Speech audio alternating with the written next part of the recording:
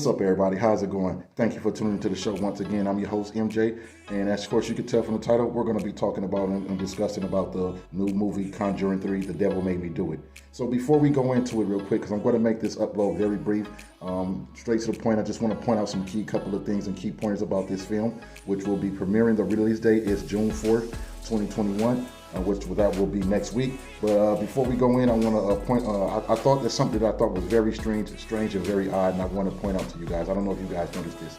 What I thought was very odd and strange is how that we know that the Spiral movie had just premiered. Now I saw it, but the Spiral movie was available in theaters, but it was not available on HBOMax. I thought that was very weird, seeing how as the Conjuring 3 will be available on HBOMax and as well as theaters. So what I thought that was very weird and strange and odd, because the Conjuring franchise is far way better of a franchise than the Spiral, or shall I say the Saw franchise. Now, I know there's a lot of you guys out there that are Saw franchise fans. I do like just a couple of the Saw movies, but I'm not a huge fan of the Saw franchise, but there are a couple of the films that I like.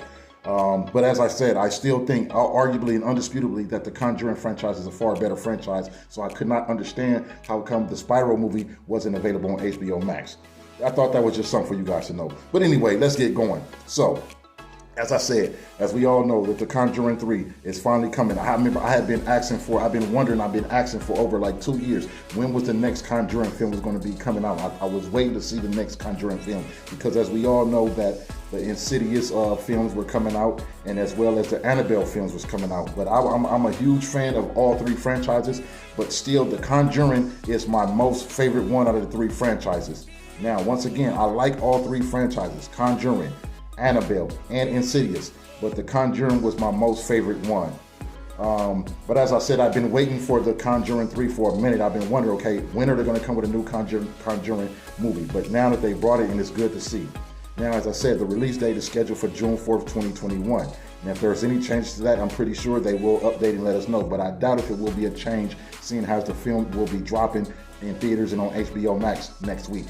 But anyways, as I said, as we all know, I want to touch base, okay? We're talking about Conjuring 3, The Devil Made Me Do It. I want to point out, as key thing that I think is very important, and I don't know, I noticed it hasn't been really discussed. I want to say that by far, undisputably, and non-refutable, I would go so far as to say that Patrick Wilson and Vera Farmiga are the horror icons of the past 2 decades. Once again, Patrick Wilson and Vera Farmiga, I think, well, what should I say? I know are the horror icons of the past 2 decades, and possibly leading into the next decade as well. Now, we can put all things together. There are some other horror films that came out, other horror franchises that came out, but I believe that we can agree that from the past 2 decades, especially Patrick Wilson, because Patrick Wilson was in Annabelle, he was in Insidious, and as well in The Conjuring. So we can all agree, I think, that Patrick Wilson is the horror icon over the past 2 decades and leading into the 3rd decade. And I would go so far as to say Vera Farmiga as well, is because she was a part of the Annabelle franchise and a part of the Conjuring franchise. So this is why I say, and I strongly, highly agree with this. I'm curious to know what you guys think, so let me know what you guys think about this. But I will say that Patrick Wilson and Vera Farmiga are basically the horror icons of the past 2 decades and leading into the 3rd decade. I think that they have just been dominated by far. I think that there is no other actor or actress that has been a major icon to the horror genre such as Patrick Wilson and Vera Farmiga. I thought that was so very interesting. I haven't heard anyone point this out, so I just wanted to point that out to you guys. But I am curious to know how you guys feel about that. Make sure you spam in the comments, let me know how you guys feel about that. Now, as we said, okay, I'm so happy and I'm so excited about the Conjuring 3 franchise. This is not a review of the movie, okay, because the movie hasn't came out yet. So don't expect that this is a review. It's not a review. Now, I just want to point out some new things before the movie drops. Number one, I like the way in the direction that this Conjuring, because I've done my research, I like the direction that the Conjuring 3, how the story structure will be and the direction is going. We're not going to get what we're used to of the first 2 Conjuring films. It's not going to be about the haunted house scenario. It's not going to be that. We're going to get the story of an actual true base case, another true case, but it's going to be different. This one is going to be more specifically pertaining to Ed and Lorraine Warren, dealing with the murder trial in case of, pretty much the murder trial in case of Arne Johnson. For those of you guys that don't know, Arne Johnson, this was a case that was known in the early 80s, okay? So Arne Johnson was charged with first-degree manslaughter for killing his at the tip of my tongue, not the manager. Well, you could say manager, or his, you guys know what I mean. But basically, Arne Johnson was charged with first-degree manslaughter for killing his manager, okay? Or his landlord. There we go, landlord. So basically, what revolved around this case was, before Ed and the Warrens got involved in it, basically, Arne Johnson basically was saying that he had been possessed by a demon, and that it made him to result in killing his landlord. So this was the whole trial in the case, and the whole it became basically a big mainstream. It blew up, and it became so huge. And this was the overall. This is the direction that the Conjuring 3 is going to base around. Now, as I said, this case had became so big, and it drew a lot of attention, because when we had Arne Johnson basically claiming that he had been possessed by a demonic spirits or demonic entity, which had led to him killing his landlord. So it became so big, and it drew a whole gang of media. And eventually, Ed and Lorraine Warren got involved in this case. Okay, so this is the direction that the Conjuring 3 is going to be based on. So I want to make sure you guys understand that. So for a lot of you guys, we're not going to get from the first two films, the whole haunted house thing. We're going to get a little different direction. I think it's going to be good. We're going to be revolving around the case, revolving around Arne Johnson and his whole situation with his trial, and as far as him basically claiming that he was possessed by a demonic entity or spirits, which led to him killing his landlord. Now, what I thought was interesting, well, I tell you guys, I thought was interesting about the whole Arne Johnson case in the first place is that Johnson was convicted of first-degree manslaughter in 1981, but was released in 1986.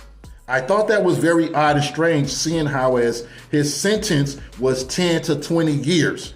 Once again, his original sentence, he was sentenced to 10 to 20 years, but he had only served a 5-year term before being released. I thought that was very strange and weird.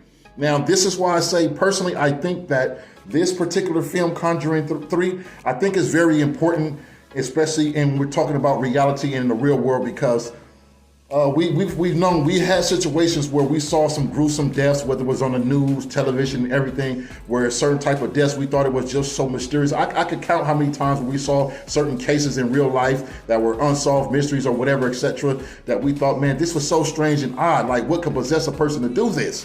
So this is why I think that the Conjuring 3 is really going to touch base.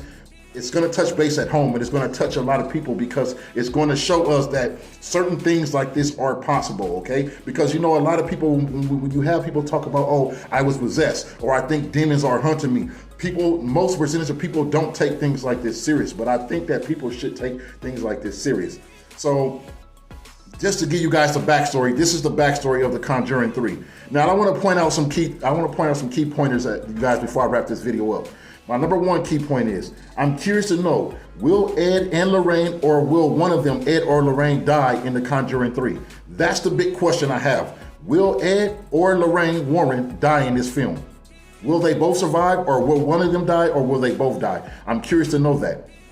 Now, if for those of you guys that don't know, Lorraine Warren has passed away. She died in 2019. So that's why I'm really curious. That was a question, the first key point I wanted to touch base on. Will Ed or Lorraine Warren, or both of them, die in this movie, get picked off in this movie?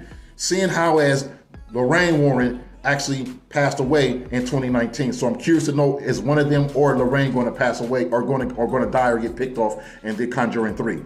Number two key point is it was curious to me. I wanted to know, why isn't the same actress, Makina Grace, who played the Warren's daughter, who played Judy Warren in Annabelle Comes Home, I'm curious to know, why isn't she playing Judy Warren in The Conjuring 3? I'm curious to know that. Now, the reason why, which I'm going to go on to key point number 3, the reason why I said I'm curious to know why Makina Grace isn't playing Judy Warren in Conjuring 3, because I think she did a hell of a job in Annabelle Comes Home. I think she did a hell of a job. And we all know that Annabelle Comes Home was mainly in focus on Judy Warren, played by Makina Grace. So I thought that was very intriguing. I'm curious to know why isn't she playing Judy Warren in Conjuring 3. Now, we know that the actress Sterling Jerrings will be playing Judy Warren in the new film Conjuring 3. Now, what I thought was curious is, and like I said, this was intriguing because, Sterling Jerrings is 16 years of age, and Makina Grace is 15 years of age. Well, technically she's 14, but she's about to turn 15 in June. So that's what I think was very strange. So for the fact that they would have gave us the reason saying that, Makina Grace wasn't old enough for the project, I think that's irrelevant, and I think that wouldn't make any sense because Sterling is only 16 years old and Makina Grace is 15, well, technically 14 years old, but she's about to turn 15 in a couple of weeks. So I think that just, to me, that didn't make any sense to me. Why, if that's the logical explanation, the reason why they didn't have her in the Conjuring 3.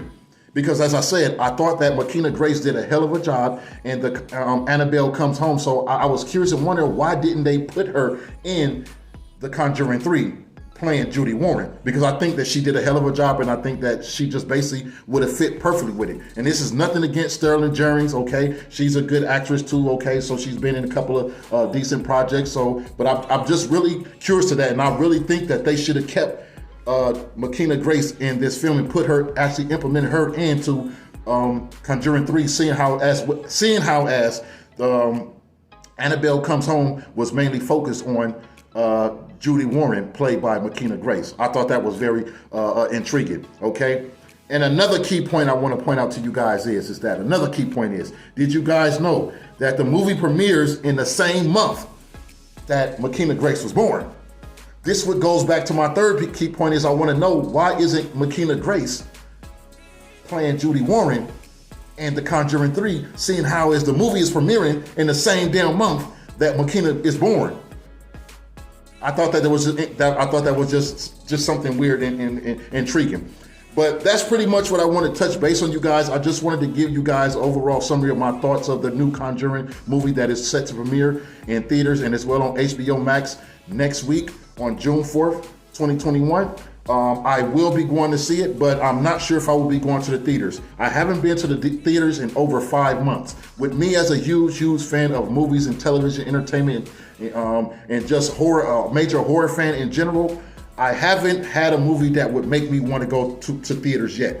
But I did last year at some point, midway last year, early last year, when I found out that they were making a Scream 5.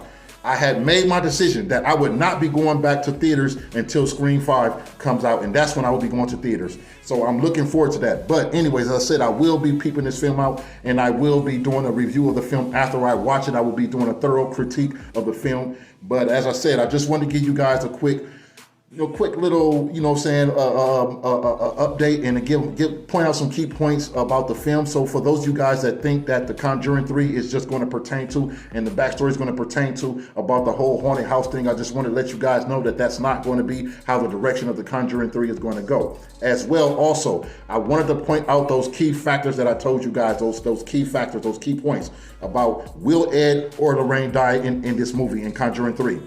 Seeing how as Ed Lorraine actually passed away in 2019. Also, number 2, why isn't Makina Grace playing Judy Warren in The Conjuring 3, seeing how as she was in Annabelle Comes Home and she was the main factor of Annabelle Comes Home. Number 3, Sterling Jerrings, I have no issues with her, but she's only 16 and Makina Grace is 15, well, technically 14, but about to turn 15 in a couple of weeks. And number 4, the movie premieres the same month that Makina Grace was born. So I think that would have been even more relevant and more special to the franchise to have Makina Grace play Judy Warren. But I don't know. But that's all I wanted to point out to you guys, those key points. Also, as I said, I think that I think that Patrick Wilson and Vera Farmiga are the horror icons of the past 2 decades and possibly leading into the 3rd decade. Once again, I think they are the horror icons of the past 2 decades. No other franchise, no actress or actor can compete to these guys. I think they have been in a class of their own. I think that they have been dominating the horror genre over the past 2 decades and leading into this 3rd decade. So I want to give major shouts out to Patrick Wilson and Vera Farmiga because they have been doing a hell of a job. I'm curious to know how you guys think about that statement and that thesis that I just made about Patrick Wilson and Vera Farmiga being the horror icons over the past 2 decades and now into this 3rd decade. So that's all I have for you guys. I want to thank you guys once again for tuning in, all you guys for the love and support that you've been showing me. So you guys already know what it is. Peace and blessings.